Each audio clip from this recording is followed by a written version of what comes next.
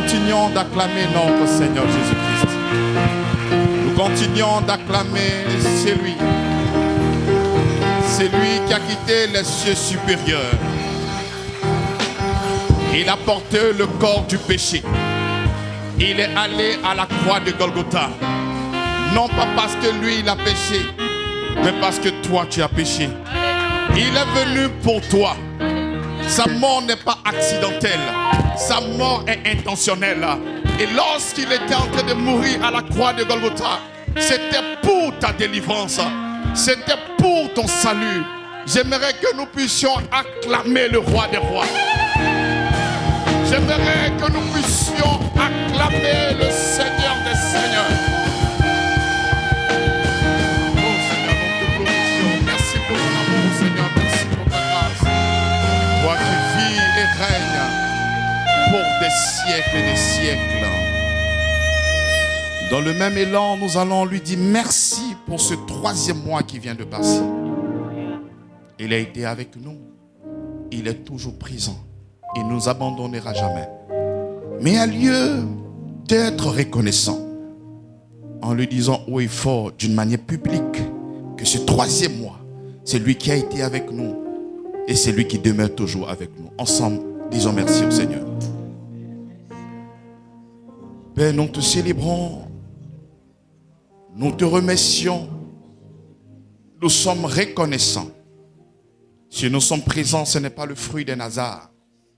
Mais c'est ton amour et ta grâce qui m'ont porté ce 3e mois.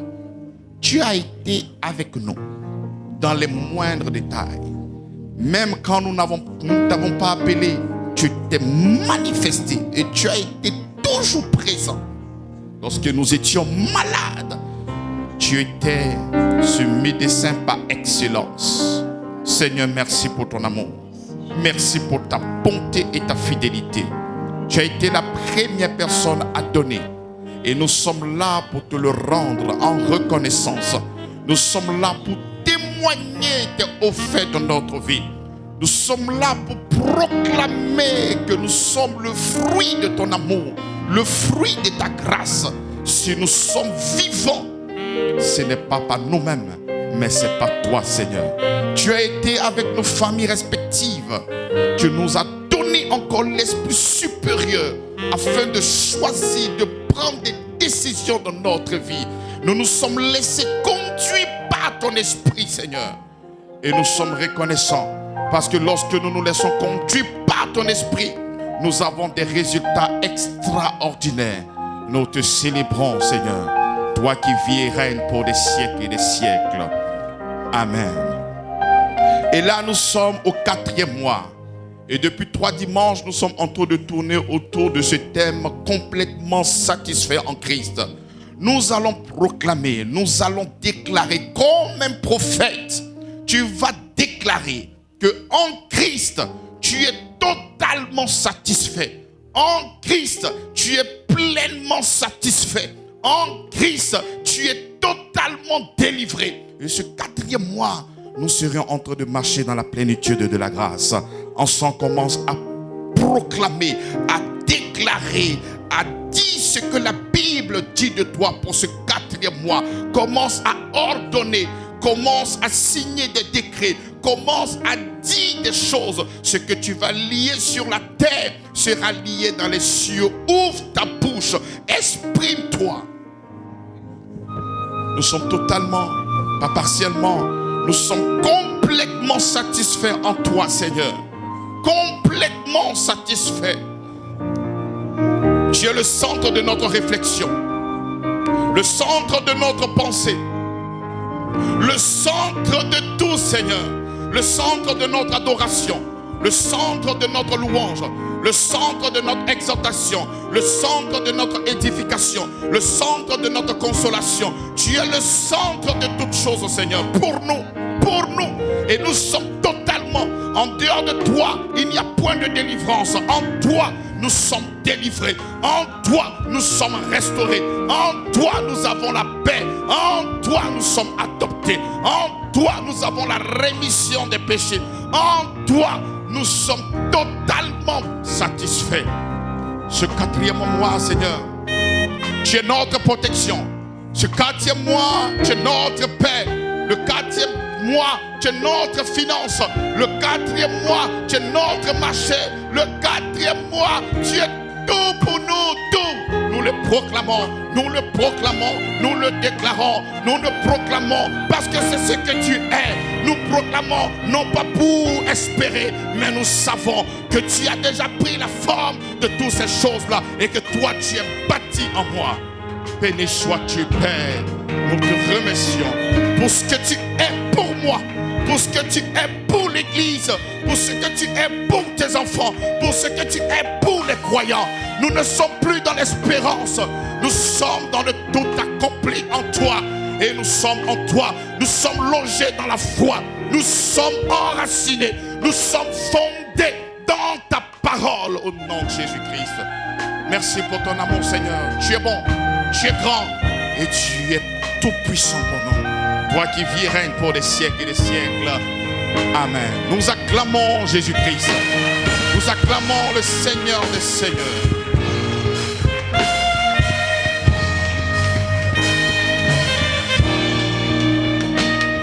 Ensemble, nous allons chanter pour lui.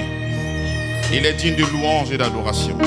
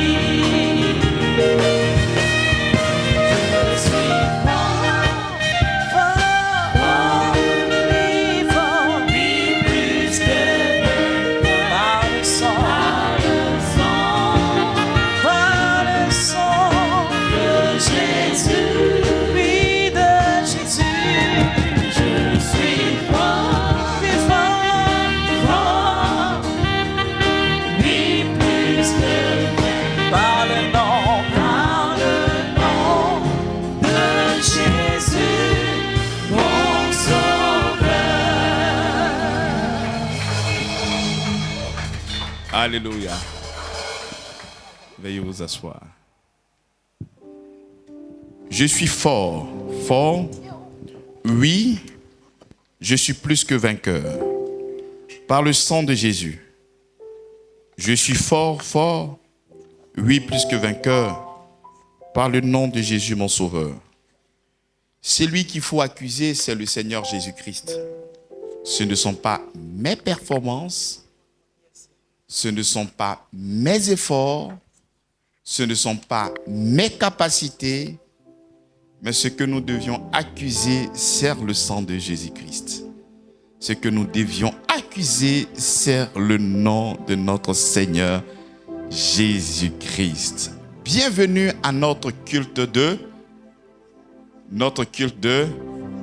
Pas un culte de pleurs, pas un culte de demande.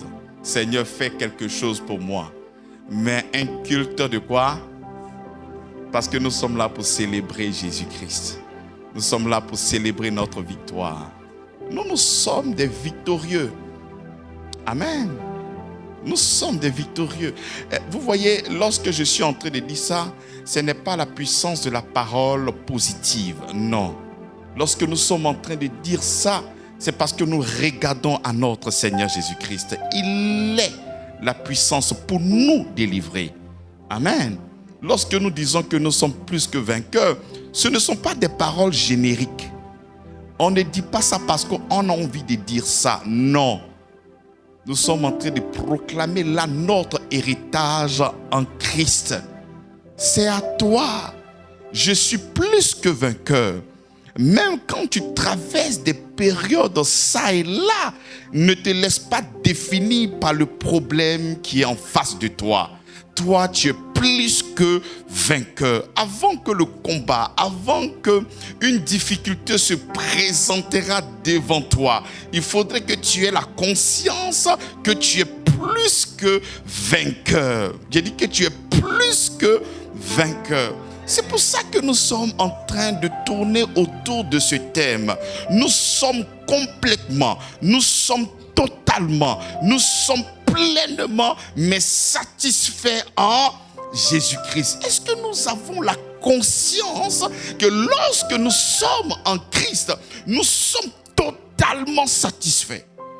Est-ce que nous avons la conscience que lorsque nous sommes en Christ, nous sommes pleinement satisfaits?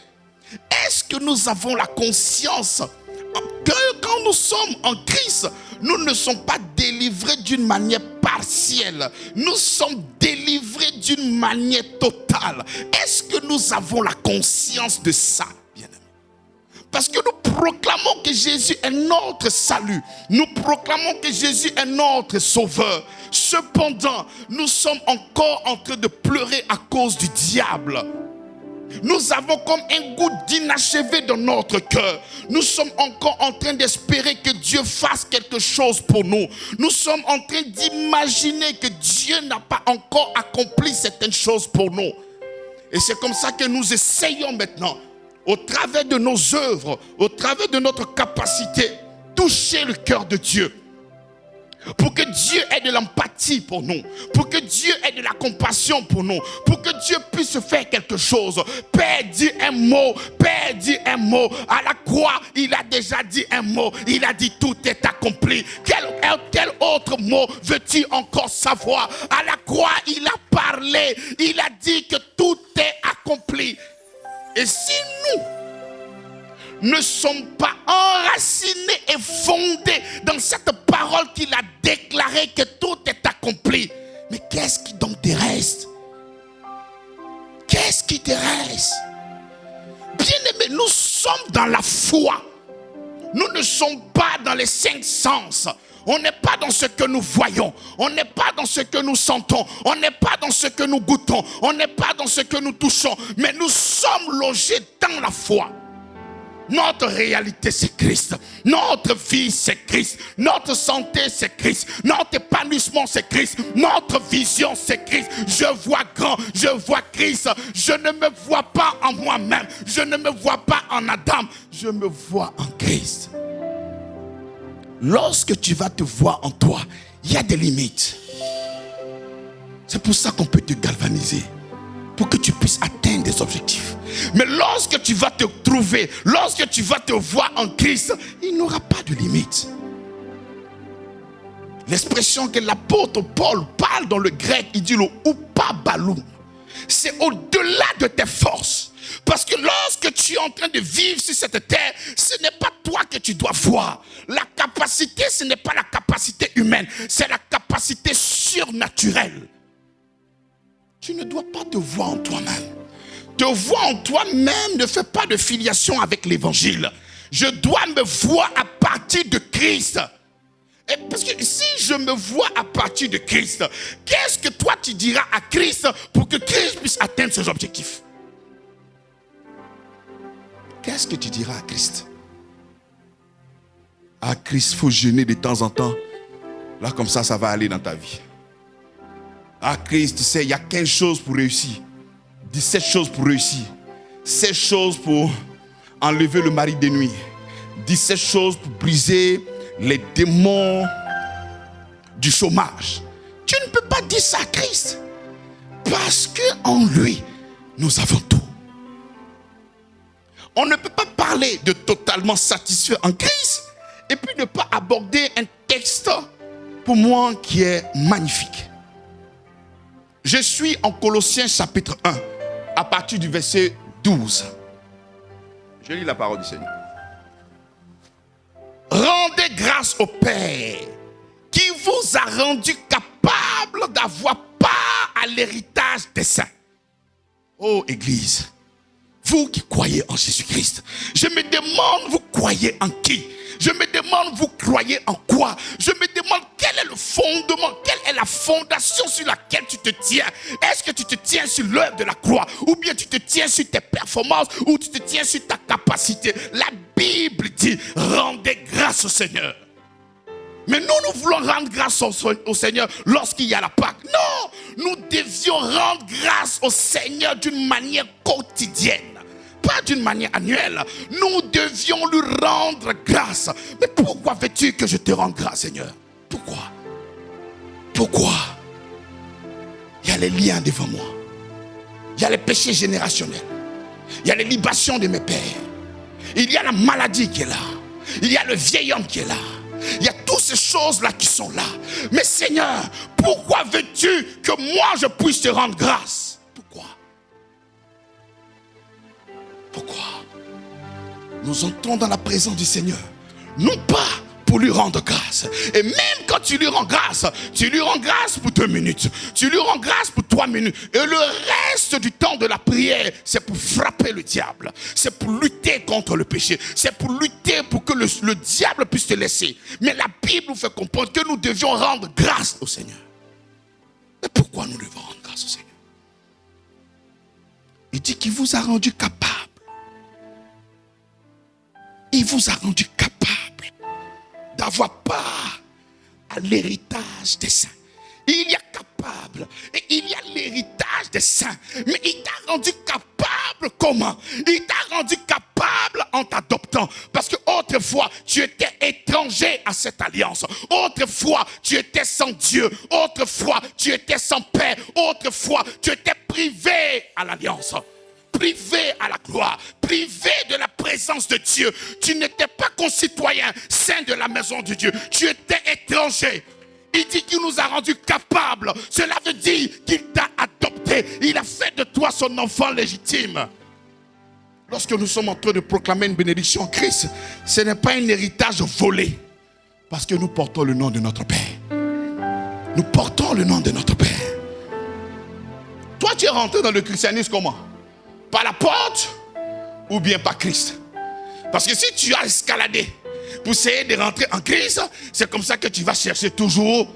Mais si tu es rentré par la porte qui est le Christ, si tu es rentré par la porte qui est le Christ, tu sais que tu as été adopté. Tu vas marcher avec fierté dans la maison de ton Père. Tu vas marcher avec une conscience d'un fils dans la maison de ton Père. Tu ne vas pas marcher comme un voleur. Il nous a rendus capables d'avoir part, quoi? À l'héritage des saints. D'avoir part à l'héritage on ne peut que parler d'héritage. Mais lorsque le père a des biens, mais si le père n'a pas de biens, on va parler de quel héritage? Mais nous avons un père qui a beaucoup de choses. Nous avons un père qui est le créateur du ciel et de la terre. Et donc c'est légitime que nous puissions parler en termes d'héritage. Parce que nous savons que notre Père a quelque chose en main. Il dit qu'il nous a rendus capables d'avoir part à l'héritage des saints dans la lumière. Je comprends que tout le monde ne se trouve pas dans ce verset-là. Parce que ce n'est pas tout le monde qui a été délivré. Ceux qui ont été délivrés ici s'appellent les saints. Ceux qui ont été délivrés ici s'appellent des saints. Et c'est quoi donc la sainteté? La sainteté, ce n'est pas ta démarche. La sainteté, ce n'est pas ta capacité. La sainteté, ce n'est pas la capacité à obéir à une liste de choses à faire ou à ne pas faire. La sainteté, c'est une personne. Et en Christ, nous avons été adoptés. Donc lorsque j'ai le Christ, je suis donc comment? Saint. Nous sommes adoptés. Nous sommes des enfants de Dieu. D'une manière légitime. D'une manière légitime, d'une manière légale. Nous ne sommes pas des voleurs. Moi, je suis fils de Dieu. Moi que vous voyez là, je suis fils de Dieu. Je suis fils de Dieu. Je suis le fils du créateur du ciel et de la terre. C'est lui mon Père.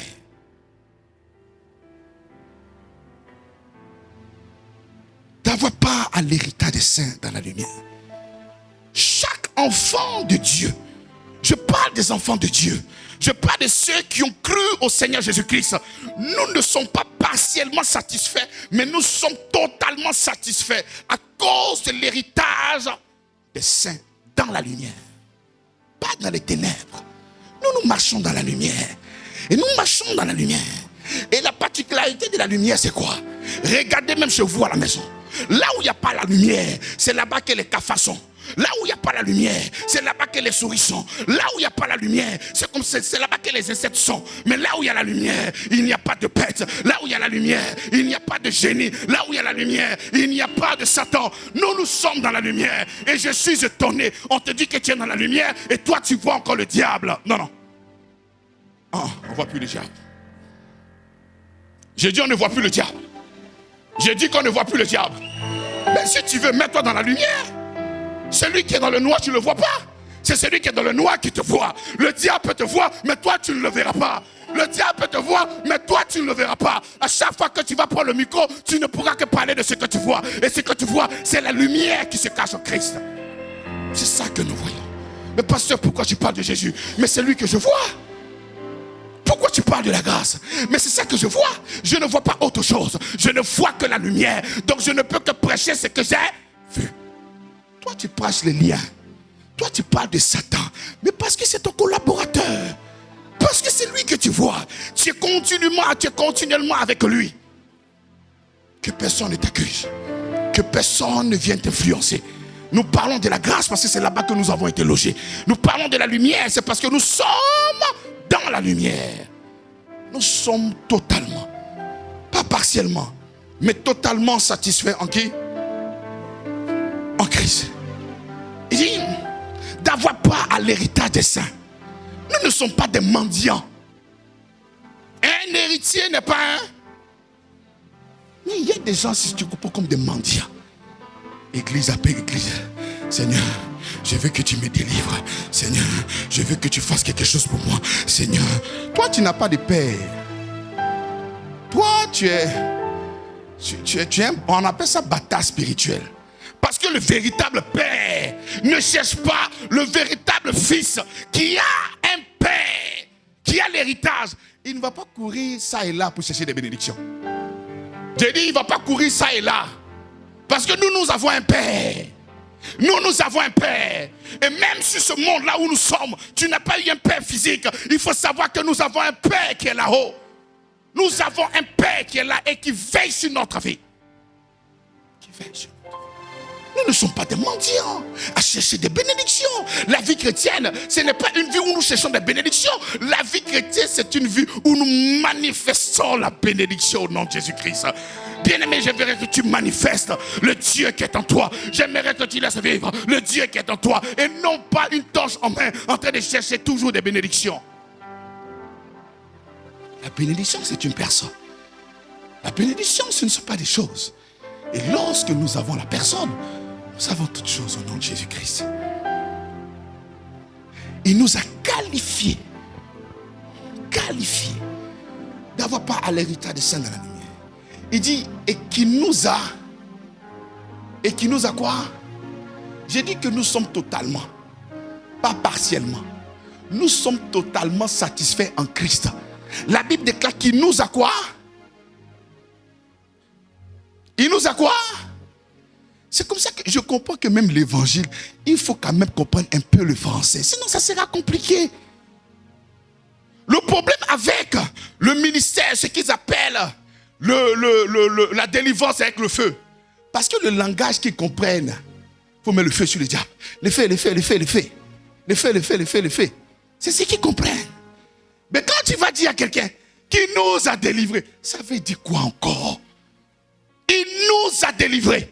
Pas il va nous délivrer. Il a déjà délivré.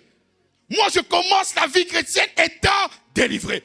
Je ne commence pas ma vie chrétienne en me demandant de prendre les machettes pour aller couper encore le diable. Je suis déjà délivré. Comment toi on te dira? Tu as fini d'accepter Jésus-Christ. Tu es passé par les eaux du baptême. On dit si je vis, ce n'est plus moi qui vis, c'est Christ qui vit en moi. Et le pasteur te dira, maintenant que tu as accepté le Seigneur Jésus-Christ, tu as maintenant les armes pour que tu puisses aller te délivrer. Pour que tu puisses tuer maintenant le Satan qui est dans ta vie. Afin de pouvoir briser maintenant les autels que tes pères ont fait. Mais tu me parles encore de quel autel? La Bible déclare qu'il nous a.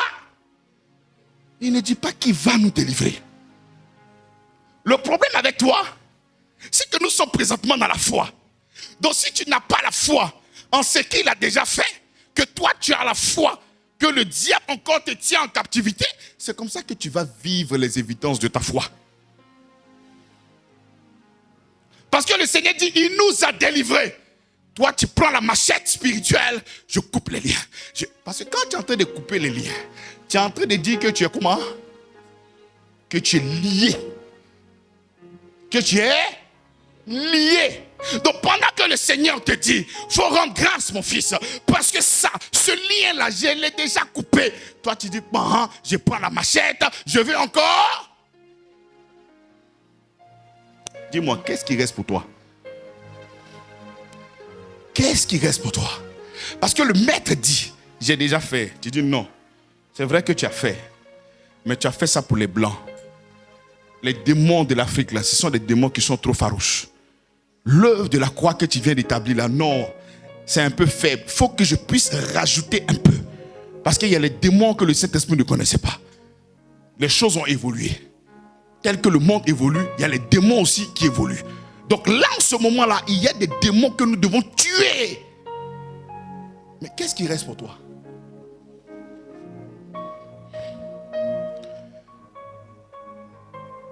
Qui nous a délivrés de la puissance de quoi? Il dit, il nous a délivrés de la puissance des ténèbres.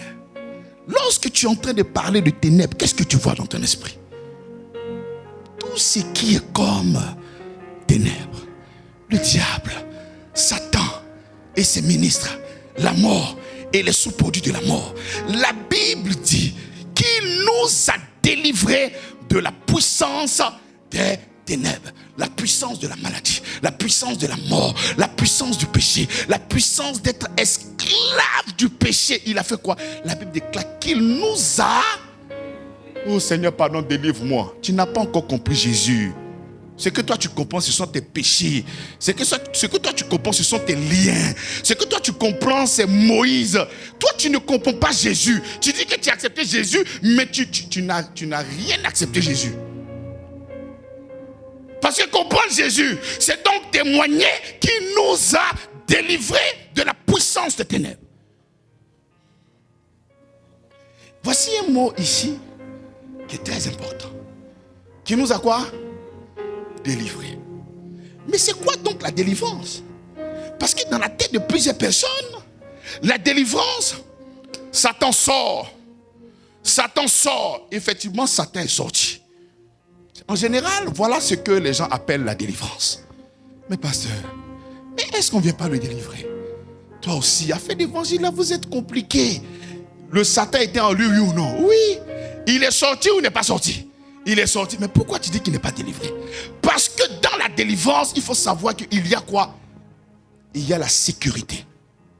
Donc, si tu as délivré une personne aujourd'hui, que tu n'as pas mis cette personne en sécurité, mais un autre démon, d'autres démons plus coriaces que le premier vont revenir et habiter en lui. Je pose la question. Il a bien fait d'être délivré si on veut parler de la délivrance selon vos concepts. Il a bien fait de le délivrer. Ah, un démon là était mieux, hein? Parce que là, il est venu 7 autres démons. Et la condition devient comment? Pire. Mais regardez la délivrance de notre Seigneur. La délivrance de notre Seigneur, ce n'est pas votre délivrance là. Non. Parce que lorsque Jésus qui était là, il a chassé le démon dans la vie de certaines personnes. Mais chasser l'esprit dans une personne n'est pas la délivrance. Voici la véritable délivrance ici. Il dit rendez grâce qui nous a délivrés de la puissance des ténèbres. Il y a toujours un et. Il y a toujours un et. Comment toi tu vas délivrer un orphelin? Comment tu pourras délivrer quelqu'un qui est dans un orphelinat? Je pose la question. Si aujourd'hui, toi, tu as un cœur de délivrer quelqu'un qui est dans l'orphelinat, tu le feras comment? Tu vas le prendre pour le mettre dehors? Tu vas mettre ton nom. Cet enfant-là n'est plus un orphelin.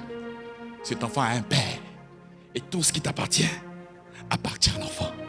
Donc tu viens de délivrer. On ne peut plus l'appeler orphelin parce qu'il a un père. C'est un acte juridique. On va prendre ton nom et ils vont donner à l'enfant. Maintenant, toi et l'enfant, vous êtes comment? Liés. Mais si tu vas à l'orphelinat, que tu prends l'enfant, que tu le prends et puis tu vas mettre dans un autre couvent, mais est-ce que tu viens de le délivrer? Mais non. Voilà pourquoi la Bible nous dit qu'il nous a délivrés de la puissance des ténèbres et nous a transportés dans le royaume de son Fils d'amour. Donc il n'a pas seulement qu'enlevé la personne dans les ténèbres. C'est-à-dire, il t'a pris là, voici les ténèbres, il t'a soulevé, il ne t'a pas laissé dehors et il est venu, il t'a déposé en Christ. Et là, il y a la sécurité. Là, tu es protégé. Parce que dans le royaume dans lequel il t'a envoyé, ce royaume-là s'appelle le royaume de son Fils d'amour. Il dit le Fils d'amour. Il dit le Fils d'amour. Et lorsque nous sommes en train de voir le Fils d'amour, il dit celui-ci est mon fils en qui toute l'affection de Dieu. Voilà pourquoi je suis en train de dire, Dieu ne peut pas t'aimer plus que l'amour qu'il a déjà manifesté pour toi. Parce que tout ce qui était comme affection, il a déposé en Christ et toi tu te trouves en Christ. Que veux-tu? Tu es en Christ et on te demande maintenant de faire une offrande pour que Dieu puisse te guérir. Donc tu es en train de toucher le cœur de Dieu pour que Dieu puisse avoir de l'empathie pour toi. Toi, tu n'es pas chrétien. Toi, tu es un religieux. Toi, tu n'es pas chrétien. Toi, tu es un féticheur. Parce que c'est les féticheurs qui demandent des choses comme ça pour que tu puisses avoir la paix. C'est le fétiche que tu fais. Tu n'es pas en Christ. Tu es religieux. Tu n'es pas en Christ. Les gens s'appellent chrétiens. Ils ne sont pas chrétiens. Et toi, tu es en train de répondre, peut-être même tu es dedans. Vous n'êtes pas chrétien. Chrétien, c'est de connaître Christ. Est-ce que tu connais Christ? Ce sont tes problèmes que tu connais. Ce sont tes projets que tu connais. C'est comment est-ce que tu as construit ta maison que tu connais. Comment est-ce que ta société va grandir. C'est ça seulement que tu connais. Toi, tu ne connais pas Christ. Ce sont les hommes, ce sont les problèmes que tu connais. Il dit, nous n'avons pas la pensée de ce monde, mais nous avons la pensée de Christ. Il nous a transportés dans le royaume de son Fils d'amour. En qui En qui? Mais c'est dans son Fils là. C'est dans ce royaume là. En qui nous avons quoi? La rédemption. Toi, tu ne peux pas marcher ayant l'esprit de culpabilité.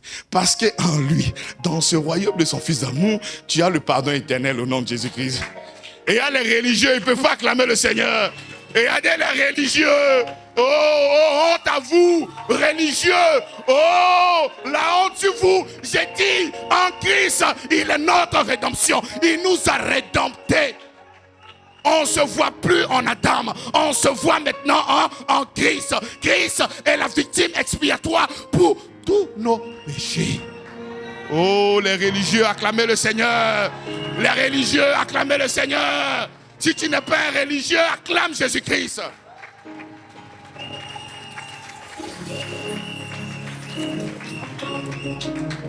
Peut-être la rédemption, c'est difficile pour toi. La rémission, c'est-à-dire toi, tu es là. Tu es considéré comme une personne qui n'a jamais péché. Regardez les religieux, ils ne peuvent pas acclamer. Les religieux n'acclament pas. Les religieux sont en train de douter. Mais ce n'est pas ce que Moïse m'a dit. Moïse m'a dit, pour avoir le pardon, il faut prendre un animal pour aller encore. Non. Le sang des taureaux ne pouvait pas ôter le péché. Il ne faisait que couvrir. Mais en Christ, le sang de Christ ne couvre pas. Le sang de Christ ne couvre pas. Le sang de Christ enlève. Le sang de Christ nettoie. Le sang de Christ ôte. Le sang de Christ enlève tout. Au point où on ne voit absolument rien. Mais c'est difficile pour nous de croire ça. Parce que c'est trop facile. Mais oui, c'est trop facile pour toi. Mais ça n'a pas été facile pour lui. J'invite une dame pour aller manger à Monaco dans un yacht. Mais c'est facile pour elle. Elle sent la grâce parce qu'elle n'a rien payé. On lui a envoyé l'argent, elle a payé sa robe, on lui a donné l'argent, elle a payé son parfum, on lui a donné son ticket, elle a pris l'avion, elle est arrivée à Monaco, elle est montée dans les yachts. Mais de l'autre côté, c'est la grâce. Mais le côté de l'homme, c'est pas la grâce. Sa poche est en train de souffrir. Sa poche est en train de souffrir. La grâce est intéressante, mais parce que nous n'avons rien payé. Mais vos pasteurs vous demandent de payer le prix. Je ne paierai aucun prix, parce que Christ a déjà payé le prix pour moi à la croix de Golgotha. Christ a déjà payé le prix pour moi à la croix de Golgotha. C'est comme tu demandes à cette dame que le multimilliardaire a appelé pour aller faire un voyage. On demande à la femme, il faut payer pour faire le voyage. Mais pourquoi tu me demandes de payer? Mon chéri, il a déjà tout payé. J'ai reçu une carte d'invitation. Je ne peux que venir et passer du bon temps avec mon chéri. Mais on te demande de venir payer. Et toi, tu penses que tu es spirituel. J'ai payé le prix. Tu as payé le prix de tes liens. Ce n'est pas le prix de la liberté. C'est toi-même qui es en train de retourner encore dans les liens. Pensez en Christ, c'est lui qui a payé la facture. La facture, ce n'est pas toi qui as payé. C'est lui qui a payé la quoi? C'est lui qui a payé la facture. La rémission des péchés. La Bible déclare qu'il est l'image. Il est l'image. Ce Dieu que nous ne connaissons pas. Ce Dieu immatériel. On n'avait aucune connaissance de lui. On ne pouvait que parler en fonction de ce que nous lisions dans l'Ancien Testament. La Bible nous dit que lorsque nous faisons la lecture de l'Ancien Testament, il y a comme un voile qui est jeté sur notre regard. On ne le connaît pas. Mais Colossiens chapitre 1, le verset 15 nous dit quelque chose de fort. Il est l'image du Dieu invisible. C'est Dieu que tu ne connaissais pas. C'est Dieu que tu n'as jamais vu. C'est Dieu dont tu doutais de son amour. Mais ce Dieu-là est venu en tant qu'un homme. Et il est venu pour que tu puisses le connaître. Pour que tu puisses le voir tel que tu me vois. Pour que tu puisses vivre avec lui. Pour que tu puisses véritablement le connaître et savoir comment est-ce qu'il est. Il est l'image du Dieu invisible. C'est pour cela que lorsque tu ne verras pas quelque chose en Jésus, il ne faudrait pas l'attribuer à Dieu. Non. Si tu veux connaître Dieu, Jésus est l'image du Dieu invisible. Il dit tout ce que je fais, ce ne vient pas de moi. C'est le Père qui est en moi qui ne fait que faire quoi? Donc regardons maintenant les œuvres de Jésus. Qu'est-ce que Jésus fait? Lorsque nous avons faim, qu'est-ce qu'il fait? Il multiplie les pains. ce Dieu immatériel que nous ne connaissons pas. Lorsque nous avons faim, c'est lui qui nous envoie la nourriture. Je comprends. Lorsque j'étais en train de marcher dans le désert, et la manne, oh oui, c'était Dieu créateur du ciel et de la terre qui le faisait. Oh là là. Lorsque les gens sont morts, qu'est-ce que Jésus-Christ fait? Il ressuscite. Qu'est-ce que notre Dieu que nous ne connaissons pas fait? Il ressuscite lorsque nous sommes morts. Lorsque nous sommes malades, qu'est-ce que Jésus fait? Il guérit. Jésus-Christ a été humilié, il a été insulté, il a été traité bizarrement et difficilement. Mais aucune mauvaise parole n'est sortie de sa bouche. Notre Dieu, aucune mauvaise parole ne sort de la bouche. Jésus n'a pas maudit les gens. Notre Dieu ne maudira aucune personne. Lorsque nous sommes en Christ. Lorsque nous sommes en Christ, nous sommes protégés. Lorsque nous sommes en Christ, nous avons l'amour manifesté en Jésus-Christ. Il est l'image du Dieu invisible. Bien-aimé, je suis en train de dire à quelqu'un qui est en train de présentement imaginer quelque chose dans son esprit, qui aimerait voir cette chose-là, parce qu'il n'arrive pas présentement à voir. J'aimerais que tu puisses regarder l'œuvre de la croix. C'est l'image de l'invisible que tu cherches là. Tu vas voir ça en Christ. Lorsque tu vas arriver à voir l'œuvre de la croix, cette chose que tu es en train d'imaginer dans ton esprit viendra à l'existence au nom de Jésus-Christ. Parce que Jésus-Christ est l'image du Dieu invisible. Il a la capacité d'appeler du métaphysique au physique. La puissance, la capacité qui appelle des choses qui n'existent pas comme il existait, c'est l'image de notre Seigneur Jésus-Christ. Lorsque nous le regardons, nous sommes transformés de gloire en gloire. Ce que tu ne vois pas, tu ne pourras pas posséder. Et il fallait que Dieu puisse te montrer pour que tu puisses le voir. Et si tu le vois, donc tu peux le posséder. Il est l'image de Dieu. Nous connaissons notre Dieu. Notre Dieu, ce n'est pas la lune. Notre Dieu, ce n'est pas le vent. Notre Dieu, ce n'est pas le matériel. Notre Dieu, c'est notre Seigneur Jésus-Christ. Oh, les religieux. Alléluia. Il est le premier-né de toute la création. Quand il dit qu'il est le premier-né dans toute la création, ce n'est pas l'ordre de la création. Il est en train de parler là de la prééminence de Dieu. Toute chose subsiste en lui et par lui. Et si tu as le regard fixé sur le premier-né, celui qui a la prééminence, tu pourras donc jouir du tout qui est en lui. Mais tant que tu ne fais pas de cette prééminence ton centre, le centre de toute chose, le centre de ta vie, mais tu ne pourras pas donc jouir de celui par qui, pour qui toutes choses ont été faites. Premier-né de toute la création. Il est le centre de la création.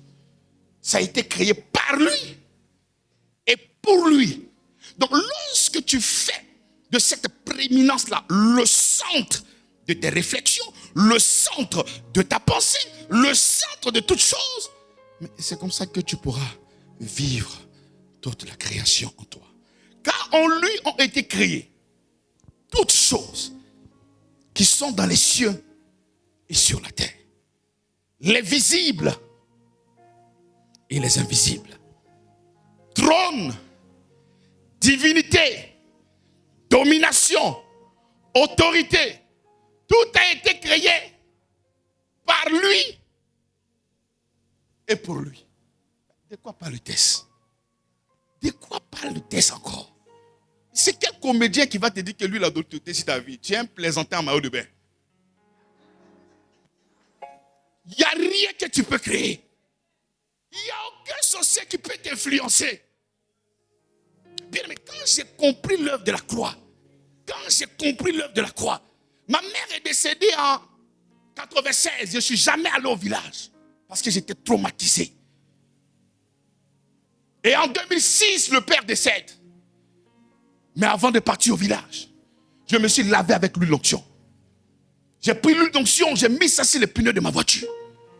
J'ai pris une voiture de 7 places. Ma nourriture du village était dans mon coffre.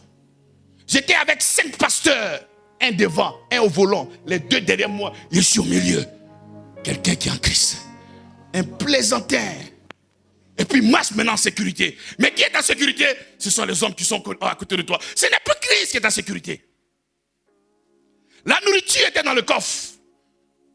Il ne faut pas qu'il y aille au village là-bas manger. Alors que la nourriture qui est servie là-bas, c'était fait par Macavenier.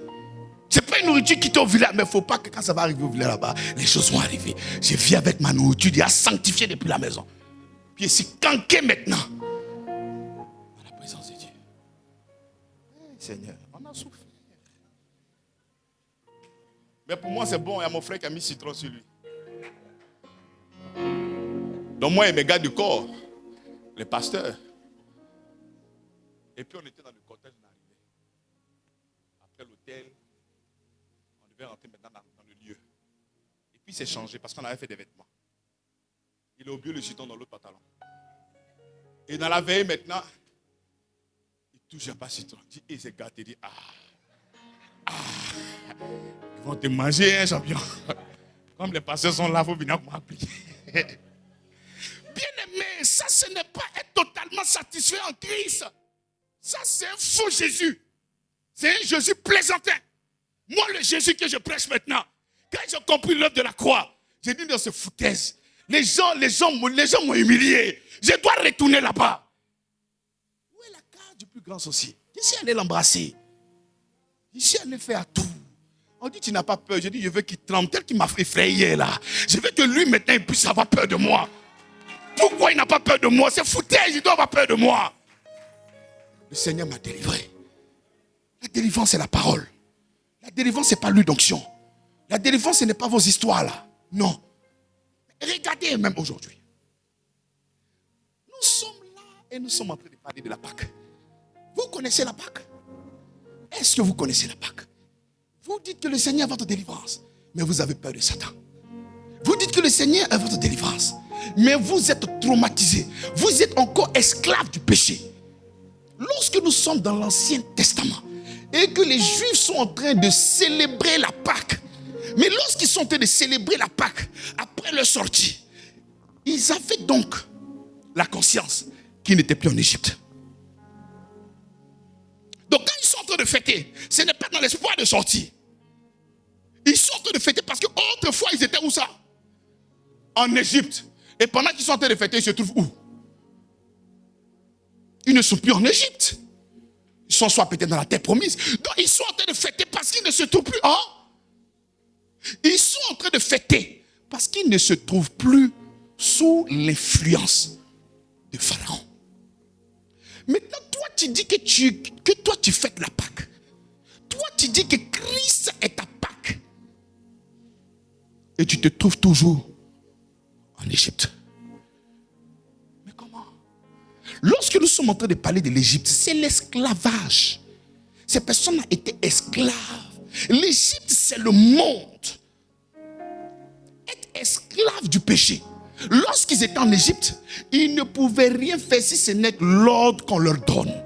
Parce qu'être esclave, là, tu ne peux pas vivre pour toi-même, tu vis pour ton maître. Donc quand ils sont en train de fêter maintenant la Pâque, c'est parce qu'ils savent qu'ils ne se trouvent plus en Égypte. Ils savent qu'ils ne sont plus esclaves de Pharaon ou de l'Égypte. Mais nous disons que Christ est notre Pâque. Et puis nous sommes toujours esclaves du péché. C'est faux. 1 Corinthiens chapitre 5, verset 7. Il dit faites disparaître le vieux levain. Parce que Christ est notre Pâque. On ne peut pas dire que nous sommes en Christ et nous sommes esclaves du péché. Mais de quelle Pâque parles-tu? Nous parlons de Pâques. Nous voyons les œuvres de Pâques. Nous parlons de Pâques, nous voyons chocolat. Nous parlons de Pâques, on voit lapin. On parle de Pâques, on est dans la joie. On parle de Pâques, on va au village pour aller danser. Ça, ce n'est pas la Pâque en Christ. Ça, c'est une autre Pâque. Parce que la révélation de la Pâque déclare que Christ, là, il est quoi? Mais il est notre délivrance. Ces Juifs avaient pour maître Moïse. Mais nous avons pour maître notre Seigneur Jésus-Christ. Les Juifs étaient sous le pouvoir totalitaire et esclavagiste de Pharaon. C'est Pharaon qui les retenait comme ça. Il ne voulait pas les laisser partir. Donc si nous sommes en train de proclamer que Christ est notre délivrance, nous sommes en train de déclarer que Pharaon, qui est Satan, qui est le diable, parce qu'il y a le type est l'antitype. Quand nous parlons de Moïse, en réalité, nous sommes en train de parler de Jésus-Christ parce que c'est lui qui est véritablement notre libérateur.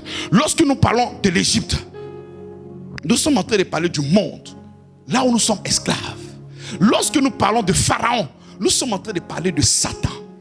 Lorsque nous parlons de la traversée à la mer Rouge, nous sommes en train de parler du baptême du Saint-Esprit. Lorsque nous sommes dans le désert, nous sommes en train de parler de la vie chrétienne. Nous sommes éprouvés dans cette vie chrétienne. Et nous persistons et nous avançons. Lorsque ces personnes marchent pour la terre promise, pour nous, notre terre promise, c'est le Christ, c'est le repos. Mais tu dis que Christ est ta délivrance. Tu dis que Christ est ta Pâque. Mais tu n'es pas dans le repos. C'est combat après combat. C'est lutte après lutte. Tu es en train de prier pour que le diable puisse te laisser. Tu es en train de prier pour que le diable puisse mourir. Tu es en train de prier pour que tu puisses te marier. Tu es en train de prier pour tuer le diable. Mais tu n'es pas en train de fêter la Pâque. Tu es encore en Égypte. Celui qui n'est pas en Égypte peut donc fêter la Pâque. Nous chantons, nous dansons. Pourtant, nous sommes toujours dans les liens, toujours dans les difficultés. Nous proclamons la Pâque sans toutefois comprendre. Mais qu'est-ce qu'est la Pâque? La Pâque, c'est notre délivrance en Jésus-Christ. Est-ce que tu as été délivré en Christ? Mais si tu as été délivré en Christ, mais qu'est-ce que le nom du diable fait toujours dans ta bouche?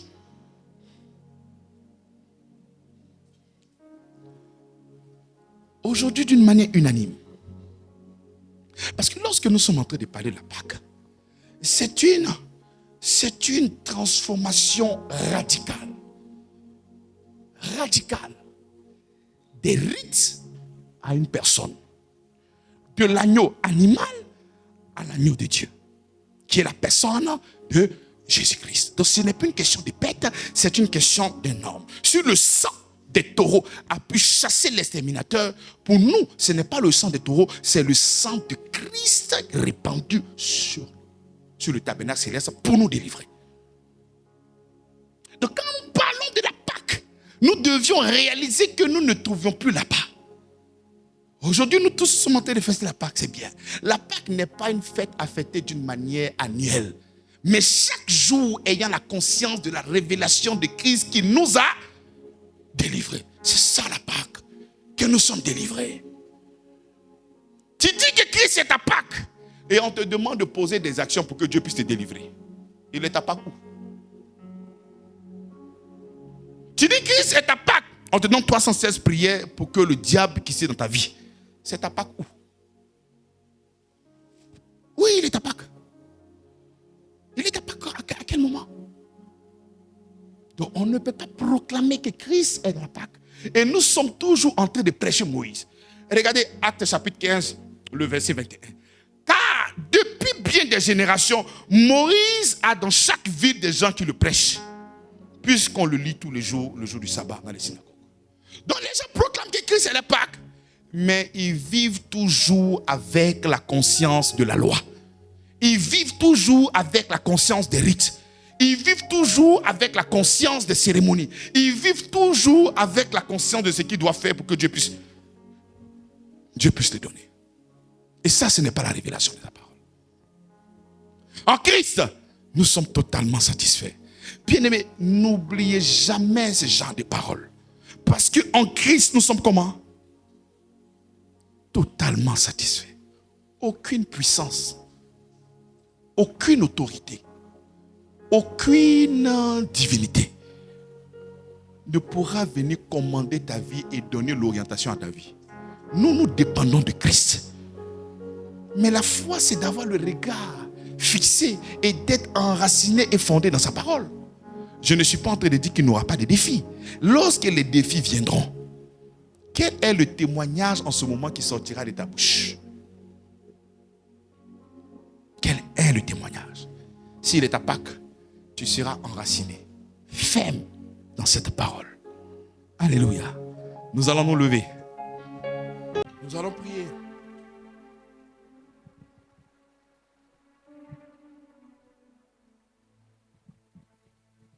La satisfaction en Christ n'est pas une émotion passagère. Ah, aujourd'hui, le Seigneur m'a délivré. Et le lendemain, c'est le diable qui est avec toi. Non, ce n'est pas une émotion. Quand tu as faim, le diable est là. Quand tu n'as pas faim, tu es délivré. Ce n'est pas une émotion passagère. Non. Mais une réalité positionnelle.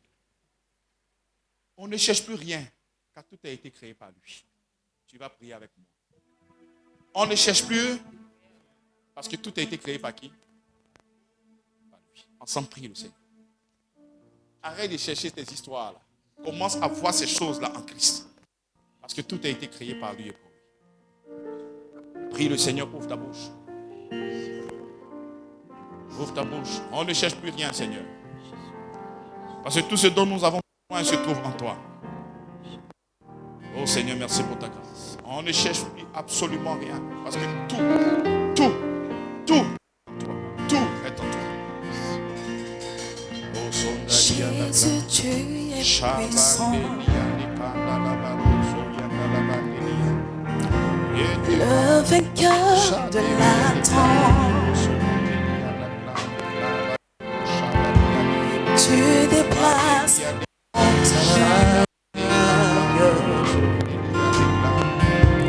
Jésus, tu es puissant. Oh, Jésus, tu es puissant. Jésus, tu es puissant. Le vainqueur de la tombe. Le vainqueur de la tombe. Tu déplaces les montagnes. Tu déplaces les montagnes. Jésus, tu es. Jésus, tu es puissant. Jésus, tu es puissant. Jésus, tu es puissant.